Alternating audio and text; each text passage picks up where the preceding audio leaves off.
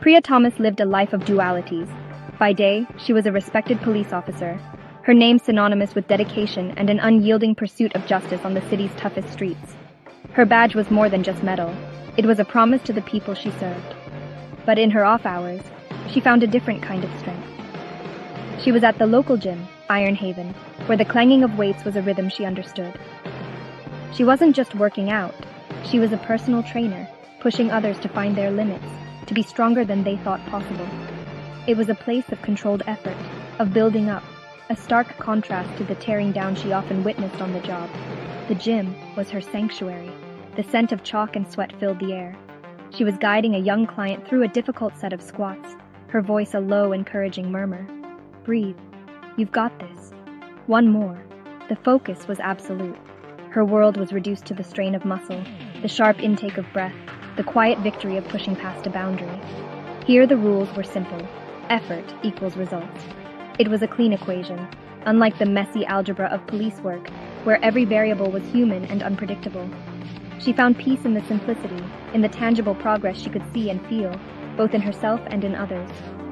Suddenly, her phone buzzed with an insistent vibration that cut through the gym's noise. It was a sound she knew all too well. It wasn't a social call, it was work. The screen lit up with her partner's name, Detective Miller. She excused herself, the calm of the gym already receding like a distant shore. His voice was clipped, urgent. Priya, we need you. Now. We've got a runner from the Vipers bust. He's not talking. We need your touch. The Vipers were a ruthless drug syndicate, poisoning neighborhoods one block at a time. This wasn't just any suspect. He was a key piece of a very dangerous puzzle. The transition was immediate. She wiped the sweat from her brow, her mindset shifting from trainer to interrogator. The encouraging smile she wore just moments ago was gone, replaced by a mask of steely resolve.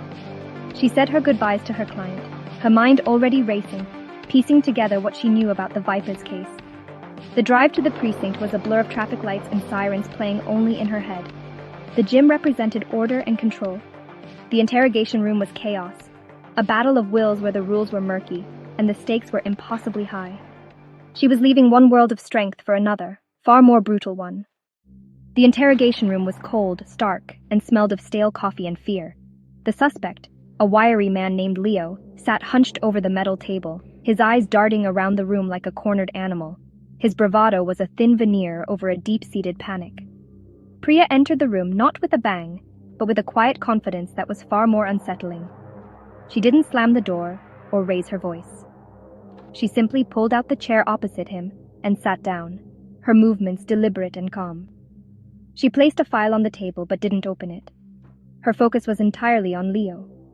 Leo, she began, her voice even and surprisingly soft. I'm Detective Thomas. I just want to talk. She didn't read him his rights again. He knew them. She didn't list the evidence against him. He knew he was caught. Instead, she asked about his family. She asked about the neighborhood he grew up in. She tried to find the person underneath the criminal, the human being lost in a world of bad choices. This was her method. Find the crack in the wall, the small point of entry. For a long while there was only silence, broken by the hum of the overhead fluorescent light. Leo remained defiant. He spat on the floor. I ain't telling you nothing, cop. He leaned back in his chair, trying to project an image of control he clearly didn't possess. He had a story, and he was sticking to it. He was just in the wrong place at the wrong time, a bystander. Priya had heard it 1,000 times before. She didn't react to his disrespect. She simply held his gaze, her expression unreadable. The pressure in the room began to build, not from shouting, but from the unnerving stillness, from her unwavering focus that seemed to see right through his facade.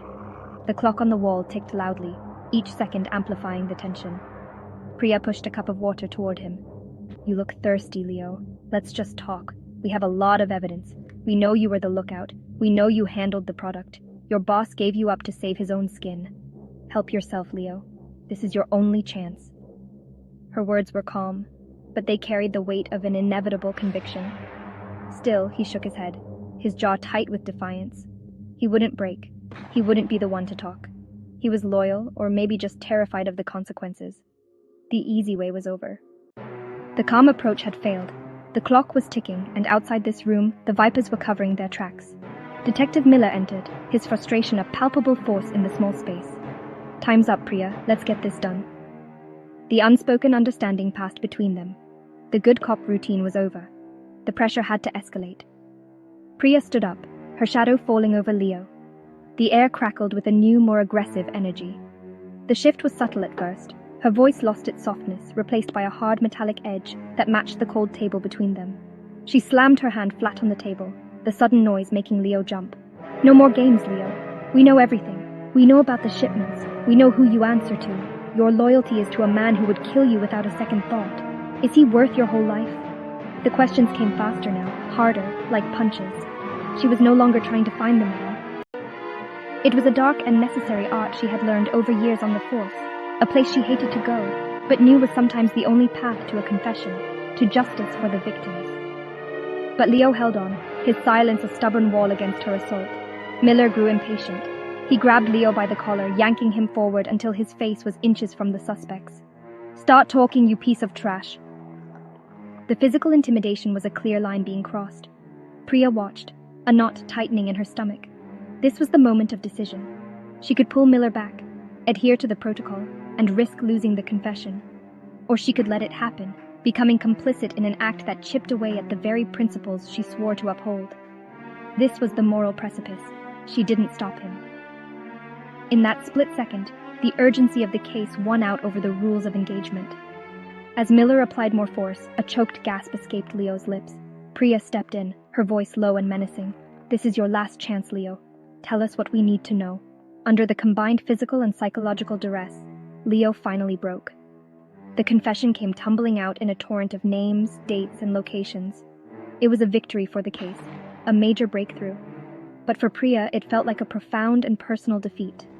She had gotten what she wanted, but the cost was a piece of her own soul. The confession was on tape.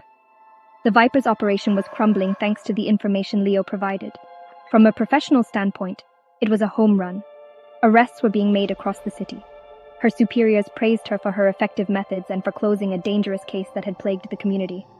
Detective Miller clapped her on the back, a grin on his face. "See? Told you we'd get him. We make a good team." To everyone else, it was a job well done. Another win for the good guys. The ends had justified the means. But Priya couldn't share in the celebration. She felt a cold hollowness inside. As she sat at her desk, the sounds of the bustling precinct faded into a dull roar. She replayed the interrogation in her mind, the look of terror in Leo's eyes, the feel of the room as they crossed the line from questioning to coercion. The badge on her belt felt heavier than usual, its polished surface reflecting a distorted version of the officer she wanted to be. She had made a choice, and while it led to a successful outcome, it left an indelible stain on her conscience. She wondered if this was the price of being effective, of getting results in a broken world. The impact of her actions rippled outward. The confession, obtained under duress, could be challenged in court. A clever defense attorney could get it thrown out, potentially jeopardizing the entire case. Her reputation, once built on integrity, now had an asterisk next to it in her own mind. How many more times could she cross that line before she couldn't find her way back? The interrogation had not just broken the suspect, it had fractured something within her. The clear-cut morality of the gym, of effort and reward, seemed a world away. In the end, Priya Thomas was left alone with her choices. She had protected the city but compromised her own code. The professional consequences remained to be seen, but the personal toll was immediate and immense. The weight of her actions would be a silent partner in every future case, a constant reminder of the day she chose a tainted victory over a clean defeat. The line between a cop and a criminal, she realized, was sometimes just a single desperate decision made in a cold, quiet room. And she would have to live with that. Priya Thomas was a force of nature. In her crisp police uniform, she was the very picture of authority and grace.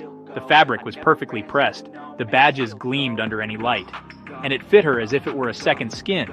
But you know, her strength wasn't just in her appearance, it was etched into her very being. It was in the steady, unwavering gaze of her dark eyes, the firm set of her jaw, and the quiet confidence that radiated from her with every step. She served the city with a fierce dedication that came from a deep-seated belief in justice. To her, the badge wasn't just a piece of metal, it was a promise to protect the innocent and to hold the guilty accountable for their actions. This morning, however, she was not in her uniform. She was at the gym, a place where she forged her physical strength to match her mental resolve. The rhythmic thud of the punching bag echoed in the cavernous space as she moved with a dancer's precision and a fighter's power. Each strike was deliberate, a controlled explosion of energy. Sweat beaded on her forehead, tracing a path down her temples, but her focus was absolute. This was her ritual, her way of centering herself before the chaos of the day began. The world outside, with all its broken pieces and desperate cries for help, could wait. For these precious moments, there was only the bag, her gloves, and the sound of her own breathing. Suddenly, the sharp, insistent ring of her phone cut through the gym's ambient noise. Priya paused mid-swing, her fist hovering in the air. She recognized the number immediately. It was the precinct. Duty never truly slept, and it certainly didn't care about her workout routine. Wiping her brow with the back of her glove, she answered the call. Her voice was calm, a stark contrast to the exertion of a moment before. "Thomas," she said simply.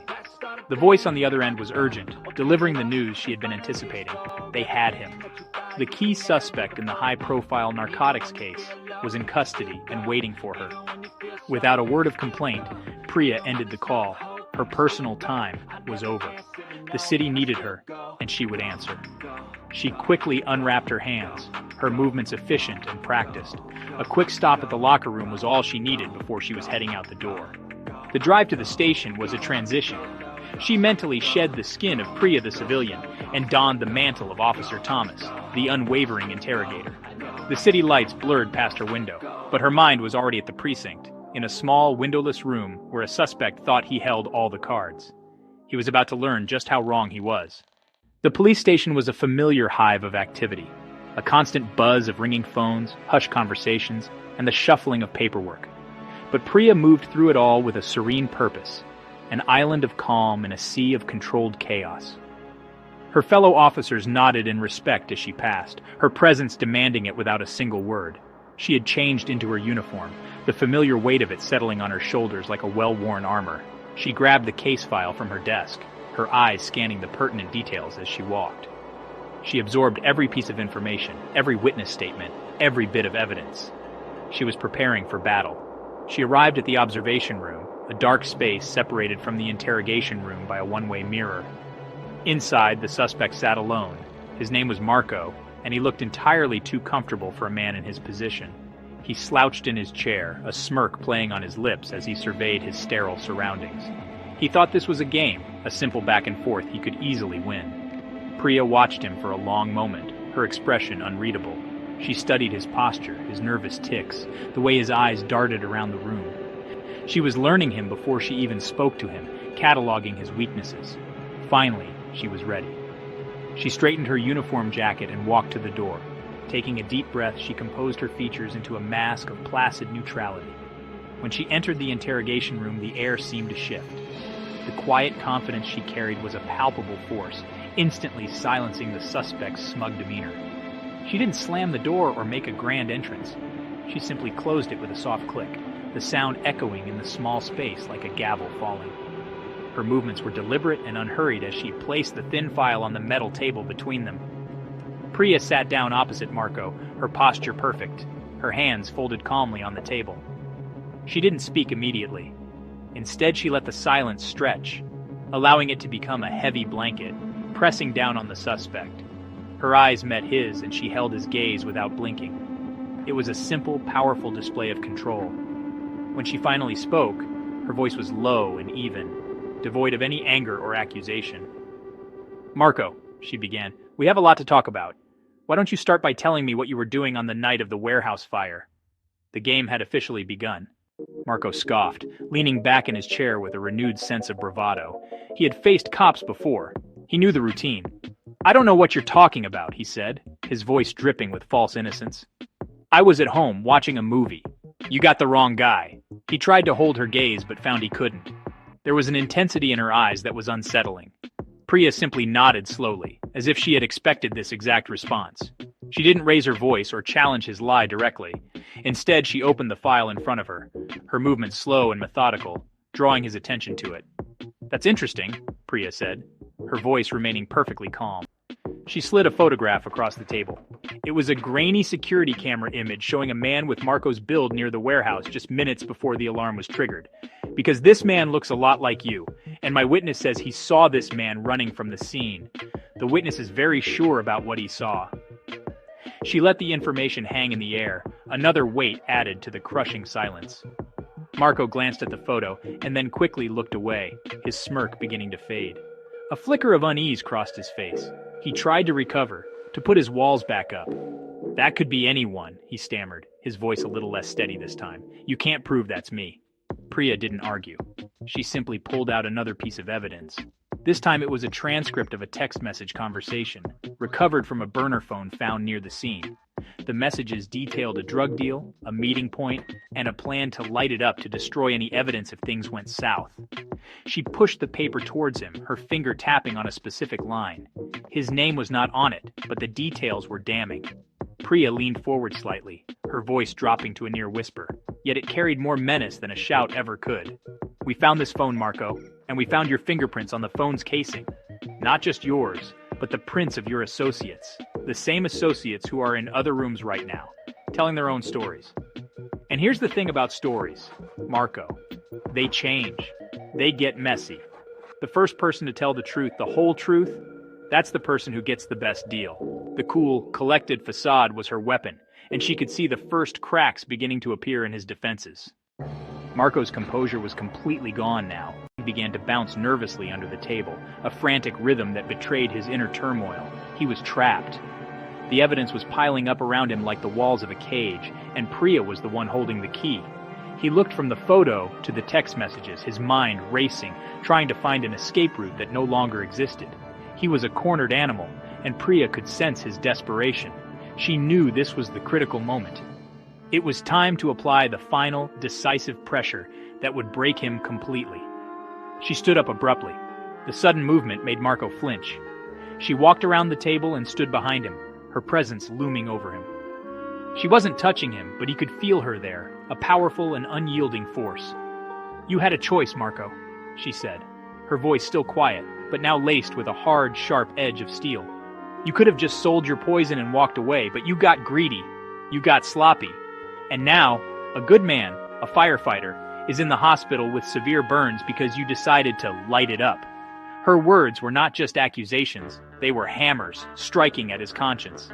"No one was supposed to get hurt," he whispered, his voice cracking. It was the first hint of truth, the first crack in the dam of his lies. Priya seized on it immediately.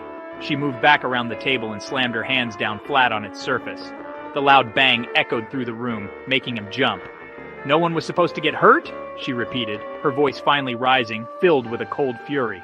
"You set a fire in a warehouse full of chemicals. What did you think was going to happen? You have one last chance right now to help yourself. Tell me who you were working for. Give me the name of your supplier." The suspect finally broke. The tough guy act dissolved into a puddle of fear and regret. He buried his face in his hands, his shoulders shaking with silent sobs. The confession came out in a torrent of words, a jumbled mess of names, dates, and locations. He told her everything. Priya stood back watching him, her expression softening almost imperceptibly. Her job was done. She had faced the darkness and dragged the truth into the light. She gave a subtle nod to the one-way mirror, a signal to the officers waiting outside. As they entered to take Marco away, Priya Thomas stood tall, a guardian in a world that desperately needed one. Justice had been served.